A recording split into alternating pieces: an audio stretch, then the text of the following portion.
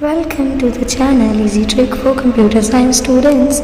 and as well as those students who learn something new in the computer science field. And this is our new topic regarding the propositional logic with the part number 8. This is the drawbacks of the propositional logic, and already we covered the all topics of the propositional logics with the part number 1 to 7 available in the playlist. Kindly see that particular videos, and after that you will see that particular video and you will grab the good knowledge. So what is the basic drawback of the propositional logic? That is that it doesn't allow to conclude the truth. Means जिन students ने भी पिछली videos देखी होंगी ना, उसमें हमने logical equivalence में पढ़ा था कि अगर ट्रू वैल्यूज़ पास ऑन होती हैं तभी वो फॉरवर्ड कर सकेगा अपनी वैल्यूज़ को, और अगर नहीं होती, ट्रू वैल्यूज़ फॉल्स आ जाती हैं, तो फिर वो वापस अपनी बैकवर्ड वैल्यूज़ को भेज के दोबारा से प्रोसेस नॉलेज रिप्रेजेंटेशन का जो है वो चलाएगा। और जब तक नॉलेज रिप्रेजेंटेशन में कोई आर्टिफिशियल इंटेलिजेंसी लॉजिक लैब से लेके प्रोपोजिशनल लॉजिक के थ्रू भी कोई वैलिडेशन चेक नहीं डालती है अच्छे से, तो वो आगे का काम कैरी फॉरवर्ड नहीं कर सकती। सो मेजर ड्रॉबैक ही यही है प्रोपोजिशनल लॉजिक का कि जब तक आपकी मशीन में नॉलेज ही इकट्ठी नहीं होगी, आप उससे एक सिमुलेटेड एनवायरनमेंट बनाना चाहो या फिर आप कोई ऐसा इन्फ्रेंस इंजन लेना चाहो जिसमें से हमें वैल्यूज़ कंक्लूड करनी हो कि if this statement is valid और दिस स्टेटमेंट इज़ वैलिड, तो हम नहीं कर सकते, क्योंकि ये हमें अलाउ नहीं करता कि आप ट्रूथ वैल्यूज़ सम ले लो, थोड़ी ले लो, या फिर आप कोई एग्जिस्ट करती है एक आधी ट्रू वैल्यू तो तब भी आप आगे चल सकते हो। नहीं, कंडीशन पे ये नहीं चलता, इसमें या तो ऑल पे ही चलना होता है। तो वैलिड आर्गूमेंट्स भी इसमें कंक्लूड हम नहीं कर सकते कि अगर हमें उस पर्टिकुलर पार्ट के अंदर ट्रूथ वैल्यूज़ ट्रू मिल जाती हैं तो वैलिडेशन चेक में ये वैलिड कहलाएगा, सेटिस्फाइएबल कहलवाता है,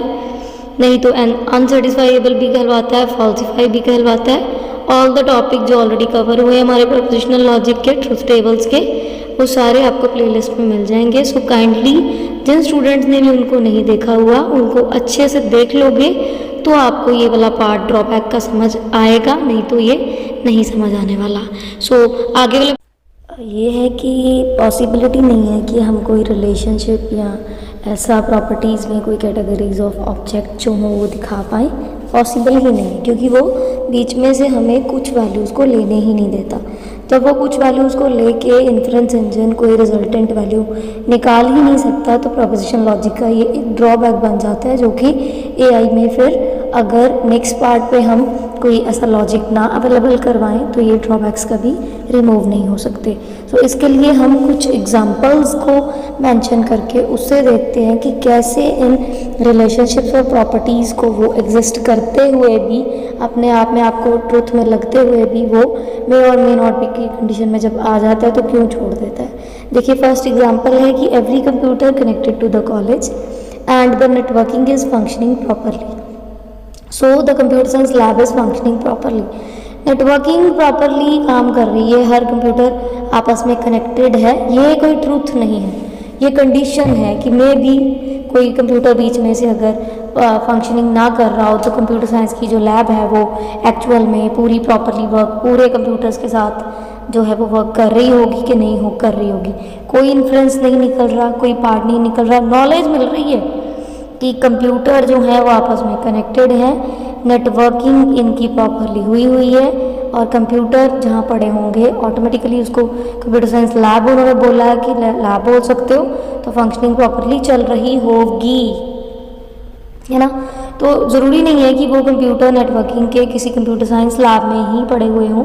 वो साइबर एरियाज़ में भी हो सकते हैं, आपके किसी बैंक में भी हो सकते हैं,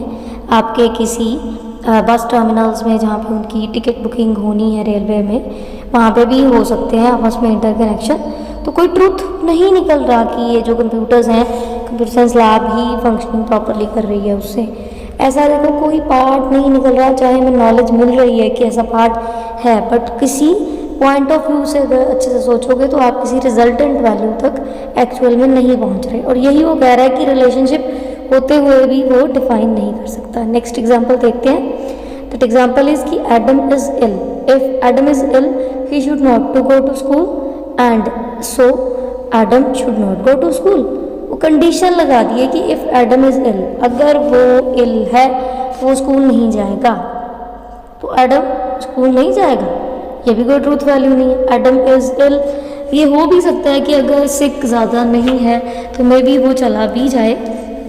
बट एग्जैक्ट कोई रिलेशनशिप नहीं निकल रहा। रिलेशनशिप है ज़रूर, एग्जिस्ट कर रहा है कि एडम इल है then he should not go to school, so relationship हमारा क्या बना, Adam should not go to school. Adam should not go to school, तो अगर कंडीशन नहीं है इफ़ एडम इज़ इल तो कोई भी पार्ट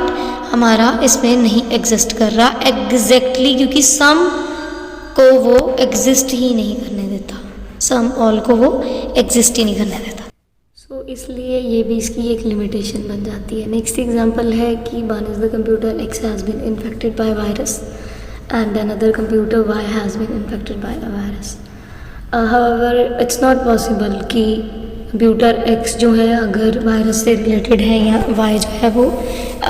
वायरस से रिलेटेड है, तो आप कंक्लूजन नहीं निकाल सकते कि पूरी सिटी में जहाँ पे भी नेटवर्किंग हो रखी है उन सब में कोई वायरस रिलेटेड चीज़ जो है वो आ चुकी है, क्योंकि हम कुछ को लेके किसी रिजल्टेंट वैल्यू पे नहीं पहुंच सकते कि पूरी सिटी को अगर हमने नेटवर्किंग को चेक करना हो तो हम ये नहीं कह सकते कि इसमें एग्जिस्ट करता है या इसमें एग्जिस्ट करता है। नेटवर्किंग में अगर एग्जिस्ट करता है तो ऑल में एग्जिस्ट कर सकता है, फिर सब में आ जाना है उसने, तो क्वांटिटी के हिसाब से या क्वालिटी के हिसाब से देखते नहीं है। क्वांटिटी ये लेता ही नहीं है, क्वांटिटी भी नहीं लेता, और एग्जिटेंशियल क्वांटिफायर्स भी होते हैं ना जिसको ये नहीं लेता। तो इसके लिए हमारा प्रोपोजिशनल लॉजिक की ये लिमिटेशंस आती हैं कि जो इन्फर स्टेटमेंट कहती है कि आपने हमेशा इफ़ की डिमांड पकड़नी है, सम की भी ले सकते हो, ऑल की भी ले सकते हो, ऑब्जेक्ट्स भी कंटिन्यू कर सकते हो, आप रिलेशनशिप भी दिखा सकते हो, आपके पार्ट पे किसी तरह की कोई भी value in the real world से जुड़ के भी आ सकती है, क्योंकि सिमुलेटेड एनवायरनमेंट हो या रोबोट टेक्निक हो या आपकी कोई गेम्स की ऐसी कैपेबिलिटी हो या सीरी हो, एलेक्स हो, कुछ भी ऐसे सॉफ्टवेयर डेवलपमेंट कोई भी हो, तो आपको पूरी रिप्रेजेंटेशन में एआई और लॉजिक लैब में भी ये चीज़ों को इन्फ्रेंस इंजन के अंडर लाना पड़ेगा, जो कि हमारे प्रेपोजिशन लॉजिक में हमें ये एक फॉल्ट दिख गया है कि ट्रूथ वैल्यूज़ के साथ डील करते हुए भी इसके अंदर जो रिलेशनशिप और ऑब्जेक्ट की कैपेबिलिटी है वो इतनी जो है वो सब्सटेन नहीं कर रही कि आपको वो ऑल या क्वांटिटी में से बीच में से कुछ चीज़ों को एग्जिस्टेंस वो दिखा दे। सो ये हमारे मेजर ड्रॉबैक्स हैं प्रोपोजिशनल लॉजिक के, जो कि हम नेक्स्ट जो न्यू टॉपिक शुरू करेंगे उसमें देखेंगे। And you all will see all the topics of the prepositional logic, and if you have any type of doubts, kindly comment into the comment box. The reply will be given within 24 hours, and the next new topic, new tutorial uploaded very soon. Till then, take care, stay safe,